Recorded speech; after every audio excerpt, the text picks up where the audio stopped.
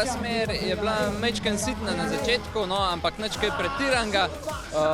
Imela je tudi dva skoka, ampak vse skupaj se je pa v bistvu zaključilo z neko vzdržljivostno smerjo in je res štela na koncu sam, kdo je zdržal dlje.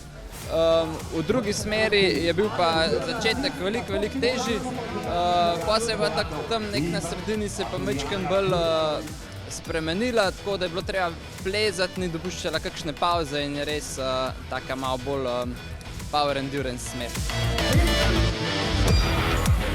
Jaz sem zdaj glih odplezala prvo smer in moram reči, da mi je bila prva smer ful všeč. Res je bila moj stil, ker je bilo veliko različnega tega gibanja, ne veliko težkih gibov, pa tak vzdržljivček je bil tak, da sem v bistvu na koncu dala vse od sebe in pofajtala. Tako da sem bila ful vesela in sem še zdaj vesela, da mi je uspelo dobro odplezati.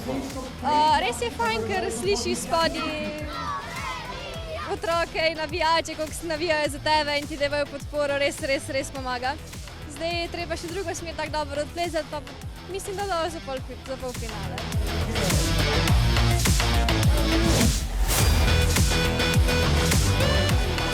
Ja, moram reči, da to je bila zdaj v bistvu prva tekma, ki sem dejansko lahko odplezal tako, kot sem si želel, v steni sem užival, najdel sem nek flow, tako da v bistvu jaz sem zadovoljen z našim nastopom, škoda, ker se ni poklekal za polfinale. Koper je res neka posebna tekma svetovnega pokala, ker je pač v bistvu doma na našem terenu in je pač dejansko publika, nažalost tega še nisem uspel podoživeti, sem bil le kot gledalec, ampak je pač res drugačno vzdušje, če plezaš pred domačim občinstvom.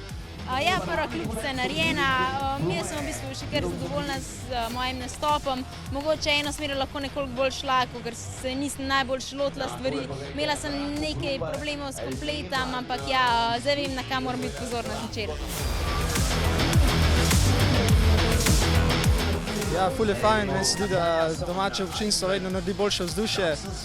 Smeri so tudi fajn, vreme je lepo, tako da meni se zdi, da je kar užitek tekmovati na taki tekmi.